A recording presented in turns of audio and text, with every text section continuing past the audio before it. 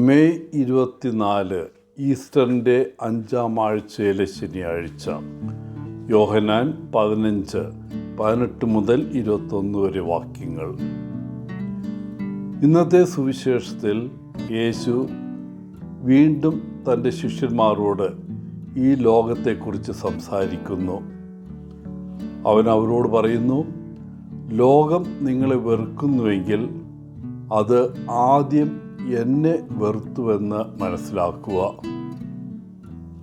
ഇവിടെ ലോകം എന്ന പദം തന്നെ നിരസിക്കുന്ന ആളുകളെയും യേശുവിനെയും അനുയായികളെയും പീഡിപ്പിക്കുന്നവരെയും വിവരിക്കാൻ ഉപയോഗിക്കുന്നു. ശിഷ്യന്മാർ ലോകത്തിൽപ്പെട്ടവരല്ലെന്നും യേശു അവരോട് പറഞ്ഞു. ഫരിസേയരുടെ ലോകത്തിൽപ്പെട്ടവരല്ലാത്തതിനാൽ ലോകം അവരെ വെറുക്കും. മറിച്ച് തന്നെയും തൻ്റെ മാതൃകയും പിന്തുടരാൻ യേശു അവരെ ലോകത്തിൽ നിന്ന് തിരഞ്ഞെടുത്തു. യേശുവിനെ പിന്തുടരുവാനുള്ള പാത ബുദ്ധിമുട്ടുള്ള ഒന്നാണ്. നാം യഥാർത്ഥത്തിൽ അവനെ പിന്തുടരാൻ തയ്യാറാണോ?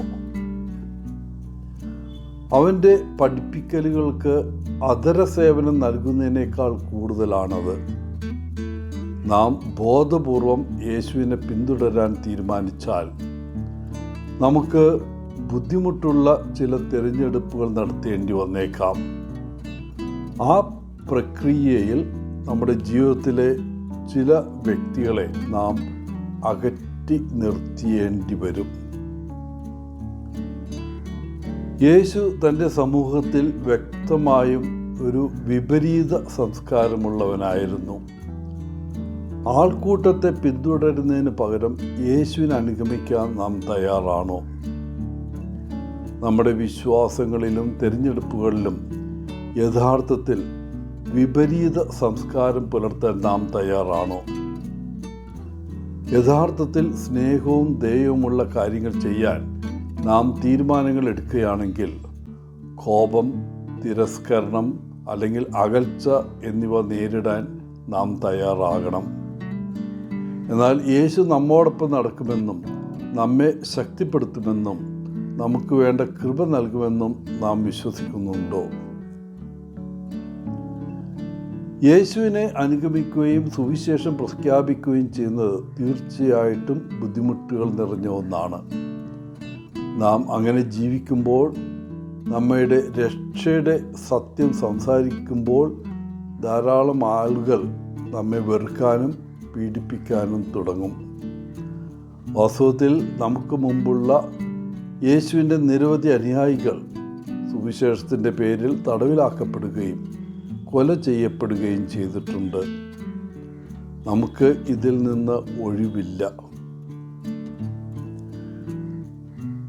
ഇങ്ങനെ ഒന്ന് പറഞ്ഞു കേട്ടിട്ടുണ്ട്, നിങ്ങൾക്ക് ശത്രുക്കളില്ലെങ്കിൽ മിക്കവാറും നിങ്ങൾ സത്യം സംസാരിക്കുന്നില്ല എന്നാണ്.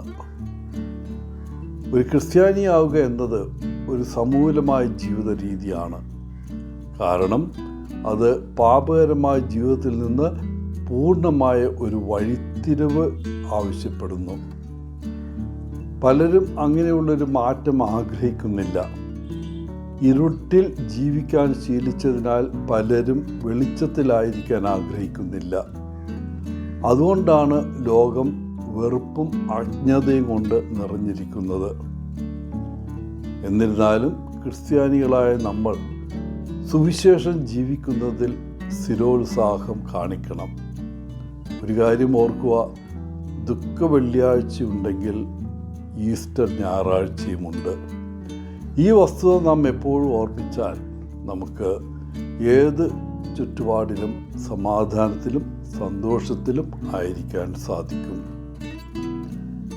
എല്ലാവർക്കും നല്ലൊരു ദിനം ആശംസിച്ചുകൊണ്ട് ഒത്തിരി സ്നേഹത്തോടെ പോളച്ചൻ CSSR ഫ്രം കേരള.